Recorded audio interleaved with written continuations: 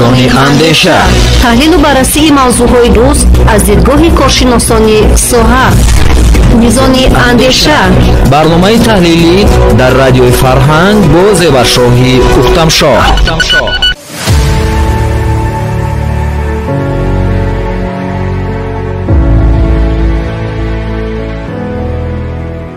سلام شنوندگان عزیز، برنامه نوبتی میزان اندیشه است از موج رادیوی فرهنگ پیشنهادی شما. در برنامه نوبتی وابسته به پیامد باد و هوای نامساعد، سرزدن آفت‌های طبیعی، پیشگیری و آگاهی از حالت‌های غرقشوی هنگام آبازی در کل دریاها صحبت می‌کنیم. ما را همراه باشید.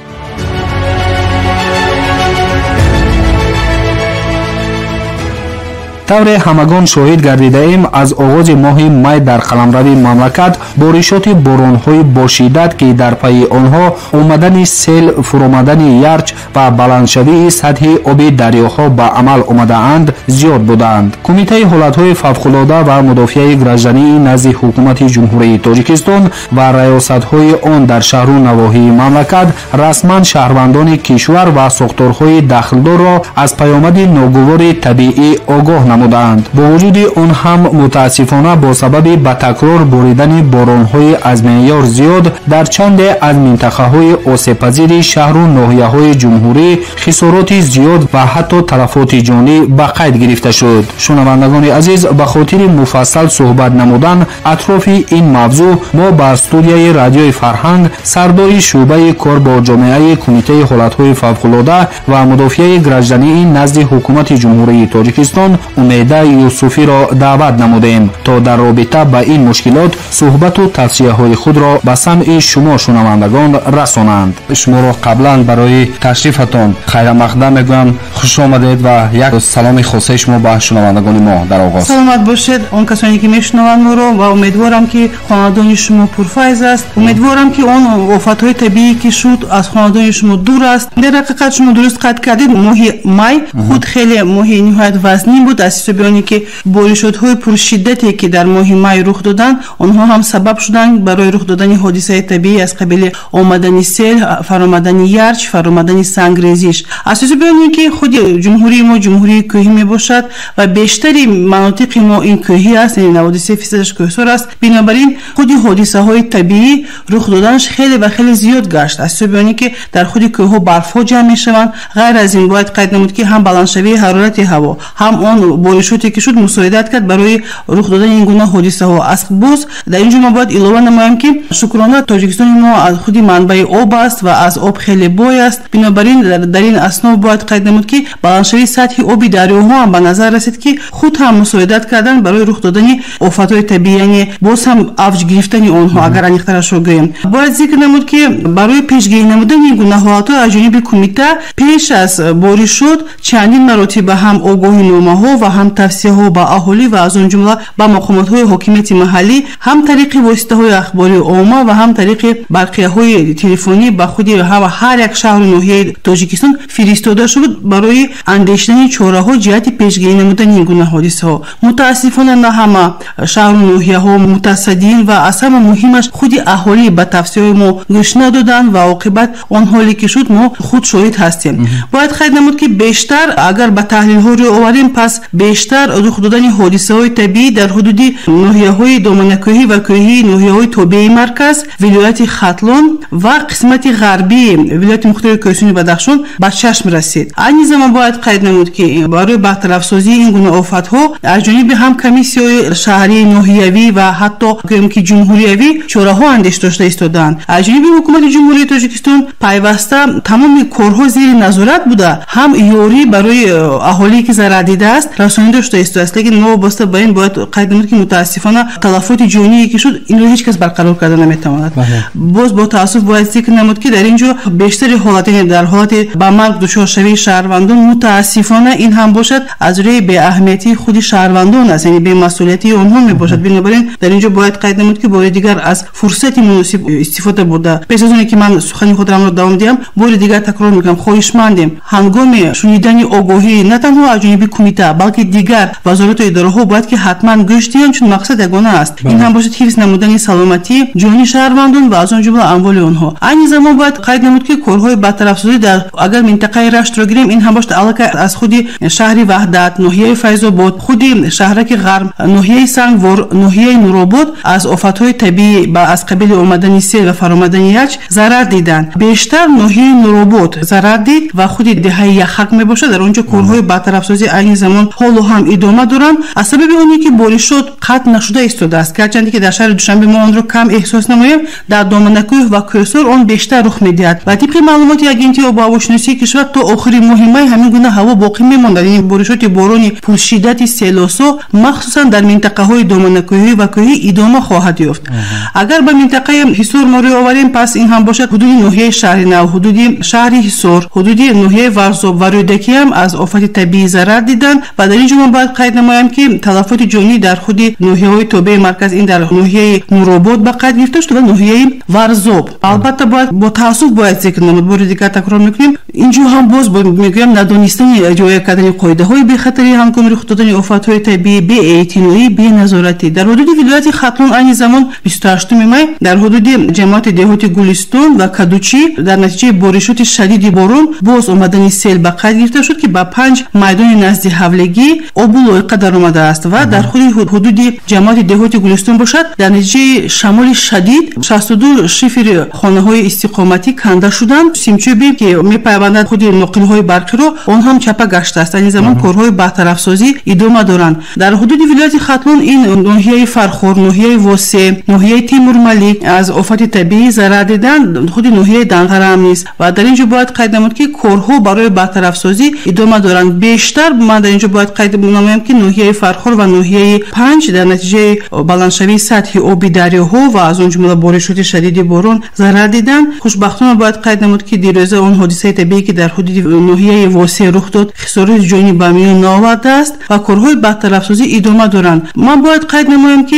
همه این در زیر نظارت است، در همبستگی با مقامات حکومت محلی کارها ادامه دارند. لیکن اگر همین کارها رو پیش از رخ دادن همین گونه آفت‌های طبیعی عملی می‌شدند، ممکن که همین گونه خسارات‌ها مخصوصا خسارات‌های جانی به عمل نمی اومد. باید که با اون توصیه‌هایی که اصلا وزارت‌های داخلدار پیشنهاد می‌نمایند، مقصد از چی است؟ اون چیزی که من گفتم این هم باشد پیشگیری نمودن حادثه‌های ناخوش. بعداً در اینجا من خودی گویم که یک دو روز است، 10 روز است، اونی که شهروندان بدون رعایت قاعده‌های به خطر در موضع‌هایی که من گشته است خانه‌های استقامتی خود را می‌سازند و در نتیجه آن حالتی که رخ داد ما شاهد شدیم. در نوع آسیب‌پذیر بله، یعنی در موضع‌هایی که در اونجا این هم باشد سیل راه‌ها، این هم باشد موضعی که در اونجا من گشته است ساختن خانه‌های استقامتی. البته در اینجا من متاسفانه با تاسف باید ذکر نمود که همین گونه حالت‌ها میشد که رعایت نکردن قاعده‌های گیگینی این هم باشد سیل راه‌ها رو تازه نکردن، سری وقت با پرتوها پر نمودن زهبورها، جوی‌ها، این هم به چی اومده میرسند؟ بیشتری معلوماتنامه‌ای که با کمیته وارد میگردن، چون من همه روزه با این سر و کار دارم، یکمی جمله همین گونه است. در نتیجه بارشات شدید از تل و تپه‌ها سیل فرآمدن و به همون مکان استقامتی شهروندان وارد گشت. برای چی سوال می‌آید؟ برای چی از تل و تپه‌ها سیل می‌فرآید؟ برای چه طریق سیراها نمی‌رود؟ برای چه طریق زهبورها نمی‌رود؟ برای اینکه این جای‌ها بند است. طبیعت کاری خود را می‌کند. باید که آب جای خود را یابد و در نتیجه آن حالتی که شد متأسفانه شاهد هستیم. آیا در پی باران‌های پرشدت و آفت‌های طبیعی شهر دوشنبه در امان بود؟ البته باید قید نمود که اکنون ضرر جدی که مثلا در ناحیه‌ها ما مشاهده کردیم اون به چشم نرسید، لیکن به هر حال با آن نگاه نکرده بیشتر ناحیه شاه منصور و ناحیه اسماعیل سامانی از اون جمله ناحیه سینوا هم نیز ضرر دیدن. آن موضع‌هایی که در اونجا خانه‌های استقامتی خود باز میگویم در موضع‌هایی که من گشت از موضع‌های آسیب‌پذیرانی که شما گفتید به چشم رسید 76 خواجگی‌های شهر دوشنبه که در کنار شهر دوشنبه هستند اونها ضرر دیدن، یعنی به منزل‌های داخل میدان‌های نزد حولگی اونها آب درآمد. با خودی میگم که اون تا خانه‌های استقامتی اونها آب درآمد، لیکن از سبب اونی که همون شب و روزها نجات دهندگان کمیته حالات‌های فوق‌العاده به حالت پرزور گذاشته بودند، کارهای برطرف‌سازی فوری کشتن آبی که به خودی منزل‌های استقامتی یعنی تا خانه‌ها درآمده بود اونها رو کشته گرفتن. خوشبختانه تلفاتی میگم که جدی در خود حدود دوشنبه ما به چشم نرسید، بیشتر شهر و ناحیه‌های گرد و اطراف ضرر دیدند. آیا تا این دم رقم‌های آماری دایر به خسارات رسیده تصدیق شدند؟ این زمان وزیر کمیسیا کاری خودش رو که به انجام رسونید برای آنی که من افشا نمایم رقم‌ها رو ё ки гӯям бояд комиссия хулосаи ниҳоии худро пешниҳод намояд, ба он такя намуда баъд ман оморро ифшо мекунам. Ин замон гуфта намешавад ки барои чӣ? Барои ин ки боришот ҳамоно идома дорад ва яъне як рақамро пешниҳод мекунад комиссия ба анҷом расонида, мебинӣ ки боз пагоҳ боз ҳамон ҳодиса рух додасту. Бинобар ин мо ҳозир мунтазир ҳастем то охири моҳи май комиссия ки хори худро ҷамъбаст намуд, баъд ба худи ҷомеа мо он хисороте ки расонида шуд дар натиҷаи ҳамин офати табиӣ мо албатта пешниҳод мекунем. саломат бошед. Хоб вобаста ба ғарқшавии сокинон дар куллу дарёҳо, наҳрҳо аллакай мо чанд ҷо шоҳид гардидем ва шунидем ки ҳангоми обозӣ намудан ба марг рӯбарӯ мешаванд, ғарқ мешаванд дар куллу дарёҳо.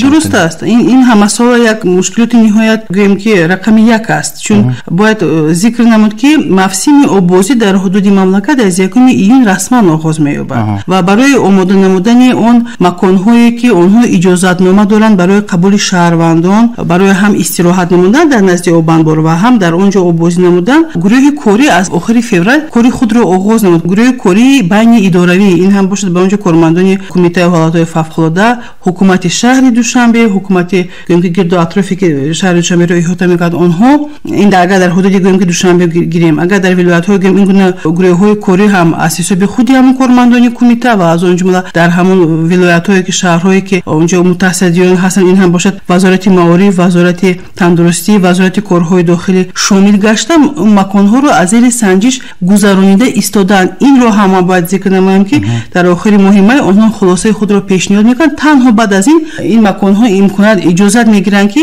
шаҳрвандонро барои истироҳат намудан ё ки барои шиноварӣ намудан қабул кунанд. Лекин бо таассуф бояд зикр намуд ки чун ҳамасола боз ҳамин проблема ниҳоят гӯем ки глобалӣ аст барои Тоҷикистон, ине ки дар мавзеъҳое ки манъ гаштааст кӯдакон беназорат мемонанд, беназорати волидайн, беназорати калонсолон мемонанд ва онҳо худсарона бидуни риояи қоидаҳои бехатарӣ ҳангоми шиноварӣ мутаассифона ғарқ мешаванд. Агар аз аввали сол то ба имрӯз мо ба омор риоварем, пас дар натиҷаи садамаҳои нақлиётӣ, дар натиҷаи беэҳтиётӣ, беназоратӣ ё ин ки обоз намудан дар мавзеъҳое ки манъ гаштааст, қариб 30 нафар аллакай ғарқ шуданд дар кӯли дарёҳои ҷумҳурии мо.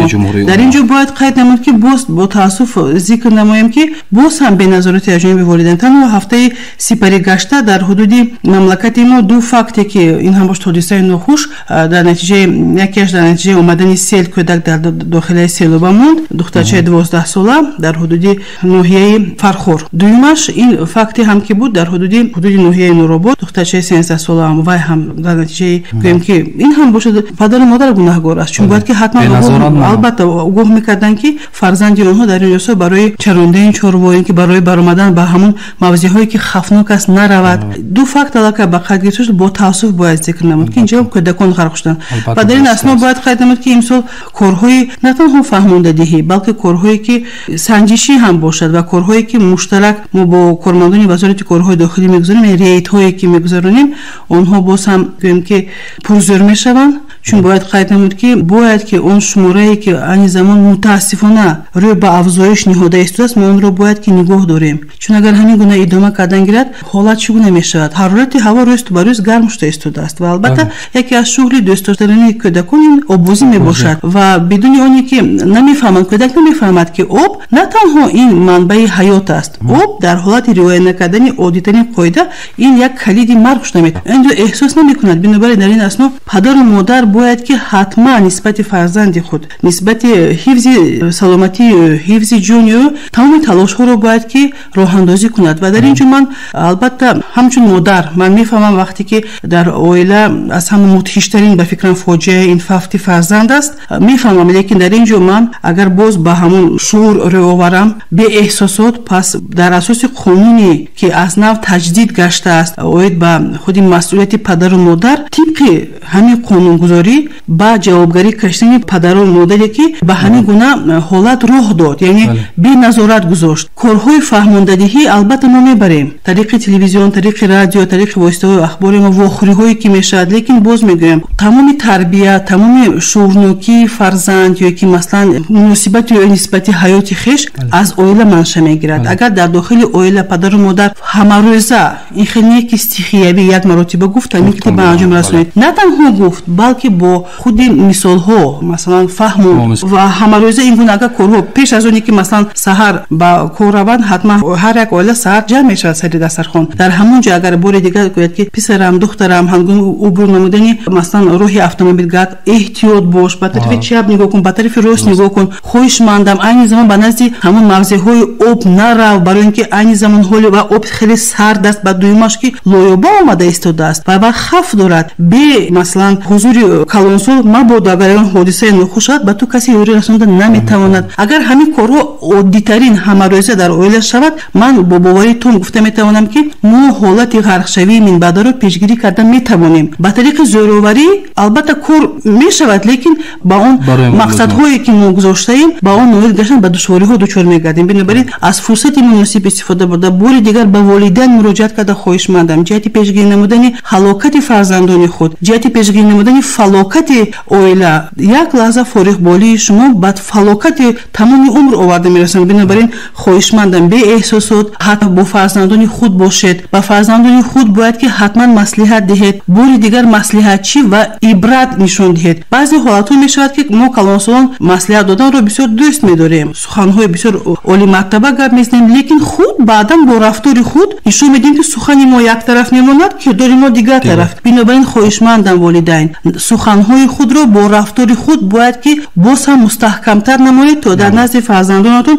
обрӯи нуфузи шумо зиёдтар гардад ва шумо ҳамчун бо забони дигар агар гӯем авторитет назди фарзандони худ бошед ҳатман маслиҳатгари фарзандон ҳатман бояд ки намуна бошем мо на танҳо аз ҷиҳати боз мегӯям сухан бори дигар бо кирдорҳо мо бояд ки тасдиқ намоем суханҳои худро саломат бошед корҳои фаҳмондадиҳӣ аз ҷониби кумитаи ҳолатҳои фавқулода ва мудофиаи гражданӣ ва раёсатҳои он дар шаҳру навоҳии мамлакат дар якҷоягӣ бо дигар сохторҳои дахлдор сурат мегирад ва чӣ гуна бояд қайд намуд ки яке аз вазифаҳои аввалиндараҷаи кумитаи ҳолатҳои фавқулода ин ҳам бурдани корҳои пешгирикунанда мебошад новобаста аз оне ки ин ҳам бошад ҳолати ғарқшавӣ дар маҷмӯи ҳама ҳолатҳои фавқулода бинобар ин дар асоси стратегияи миллӣ оид ба коҳиши офатҳои табиӣ ин яке аз санади асосии кумита айни замон дар асоси ҳамин санад кор карда эҳсосшуд аз ҷониби бо қарори ҳукумати ҷумҳури тоҷикистон он тасдиқ гашт ва тамоми вазорату идораҳое ки марбут ҳастанд барои бурдани корҳои пешгирикунанда ва рафъи офатҳои табиӣ мо дар ҳамбастагӣ кор мекунем ва нақши кумита дар ин асноб бояд қайд намуд ки ҳамчун мақомоти ҳамоҳангсоз аст бинобар ин дар тамоми шаҳру ноҳияҳо бо мақомотҳои ҳокимияти маҳаллӣ бо мақомоти масалан умури дохила бо худи шӯъба ва раёсатҳои маориф ва илм тандурустӣ дар шаҳру ноҳиё мо дар ҳамбастагӣ ҳамавақт кор мекунем бе ин намешавад барое ки танҳо кумита агар мо корро роҳандозӣ кунем бе дастгирӣ бе барое ки ҳар як мақомот ин гӯем ки як шоха аст шохаи ҳокимият аст бинобар ин бе дастгирии онҳо бе масалан саҳми онҳо мо барои муваффақият ноил гаштан наметавонем корро пеш барем агар ҳатто оддитарин ҳодисаро мо гирем оддитарин оне ки мо пешниҳод мекунем тавсияро оид ба тағйирёбии боду ҳаво ва эҳтимолияти рух додани офатҳои табиӣ дар натиҷаи тағйирёбии боду ҳаво агар масалан агентии обу ҳавошиносии кишвар ба мо ҳамарӯза маълумот пешниҳод накунад пас мо аз куҷо он маълумотро мегирем вазифаи кумита аз он иборат нест ки мо дар бораи боришоти борон гап занем мо дар бораи он гап мезанем ки дар натиҷаи боришот чӣ гуна ҳодисаҳо рух доданаш мумкин аст ё ин ки масалан дар натиҷаи сардшавӣ ё гармшавии ҳарорати ҳаво бинобар ин оддитарин мисоле ки ман овардам ё ин ки масалан дар муассисаҳои таҳсилоти миёна ба навз пайваста айни замон дар ҳудуди шаҳри душанбе аллакай дар ҳудуди 4 ноҳия корҳои фаҳмондадиҳӣ барои бурдани амалисозии як барномаи мо як замимаи мобилӣ айни замон сохтем замимаи мобилӣ барои истифодабарандагон ки ҳам смартфон доранд ва ҳам телефони айфон доранд ин ҳам бошад номаш сос аст айни замон гурӯҳи корӣ кор карда истояст дар байни хонандагон корҳоро ба анҷом расониди мо акун дар байни донишҷӯён ин чӣ гуна замимае ҳаст ки дар он ҷо бо ду забон бо забони тоҷикӣ ва забони русӣ дар ҳолати рух додани ин ё он ҳодиса чӣ бояд кард ҳодисаи фавқулода ҳамин тамоми маълумотҳо ҳастанд ва ҳаминро бояд зикр намоем ки ин яке аз кори фаҳмонда ин ҳам як нав кори фаҳмондагӣ яъне мо кӯшиш кардем ки ба замонаи муосир мутобиқ шавем то худи ҷавонон кӯдакон наврасон бештар бо худи телефонҳои мобилии онҳо сару кор доранд бинобар ин бо ҳамин гуна роҳ мо бо ҳамин замимае ки онҳо метавонанд айни замон ба телефонҳои худ пайваст намоянд бепул ин аст метавонанд пайваст кунанд ва аз он истифода баранд дар ҳолати рух додани ҳам ҳодисаи табиӣ ё ин ки техногенӣ масалан дар дохили лифт агар дар мондан чӣ кор кунанд агар дари оҳани қулф шуд дар дохили бино бояд ки чӣ кор кунанд ҳангоми сӯхтор бояд чикор кунанд, заминларза бояд чикор кунанд. Агар маслан мабодо мор газид ё ин ки кашдум газид чӣ бояд кард, ё ин ки маслан худи ҳароратсанҷ агар мабодо шикаст чӣ бояд кард. Онҷо ба ҳама бо забонҳои ниҳоят оддӣ соддафам ба худи ҳатто аз як қисмате ки ба худи кӯдакон бахшида шудааст, онҷо ҳам саволҳо барои кӯдакон аст ки метавонанд ки малакаи худро санҷанд то чӣ ҳамсо онҳо малака доранд оид ба расонидани ёрӣ ба хеш. Ва дар ин асноб бояд қайд намуд ки ин якум. Баъд дуюмаш ки дар муассисаҳои таҳсисоти меҳнат пайваста агар шумо худ мумкин шоҳид будагистед, аз моҳи апрел то охири моҳи май рӯзҳои мудофиаи гражданӣ мешавад ки дар онҷо вобаста аз минтақа чӣ гуна ҳодисаҳои табиӣ бештар рух медиҳад, вобаста ба ҳамон офатҳои табиӣ ин гуна рӯзҳои мудофиаи гражданӣ амалӣ мешаванд. Яъне омода намудани худи хонандагон ва аз он ҷумла муаллимон ба ин рафтори дурусти онҳо ҳангоми рух додани офати табиӣ. ғайр аз ин бояд қайд намуд ки дар марказҳои таълимие ки ҳам дар худи душанбе ҳаст ва дар вилоятҳо ҳастанд раёсати ҳолати фавқулода, дар онҷо бо ҷалби тамоми мутахассисон ҳама соҳаҳо курсҳои омӯзишӣ мегузарад. Ҳадаф аз чӣ иборат? Ҳадаф аз он иборат аст ки аҳолиро омода намоем барои рафтори дуруст ҳангоми рух додани офати табиӣ. барои ин ки боз мегӯям худи мутаассифона таҳлилҳо нишон медиҳанд ки асоси ба ҳалокатрасии шаҳрвандон ҳангоми рух додани офати табиӣ ё ин ки техногенӣ ин надонистани рафтори дуруст мебошад. ташаккури зиёд мегӯем ба шумо ва изҳори миннатдорӣ баён менамоем барои даъвати моро пазируфтан ва хело маслиҳату машваратҳои муҳим ва саривақтӣ додан ба шунавандагони радиои Фарҳанг нисбат ба ҳодисаҳое ки дар пайи боришоти зиёди боронҳои мавсимӣ ба вуқӯъ мепайванданд. саломат бошед.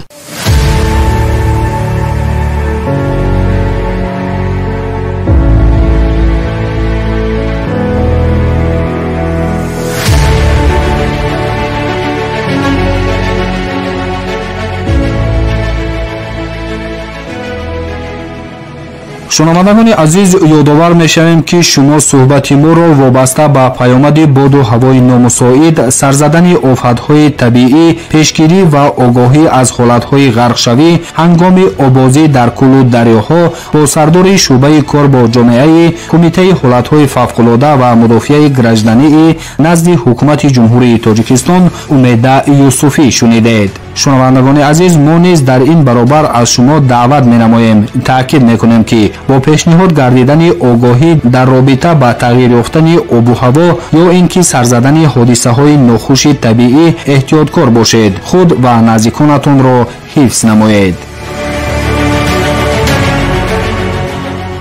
инҷо барномаи мизони андеша аз радиои Фарҳанг ба анҷом мерасад. муаллиф ва суҳбаторо дар барнома бо шумо будам ман Зеваршоҳӣ Уктамшоҳ. барномаҳои дигари мо идома дорад. бо мо бошед.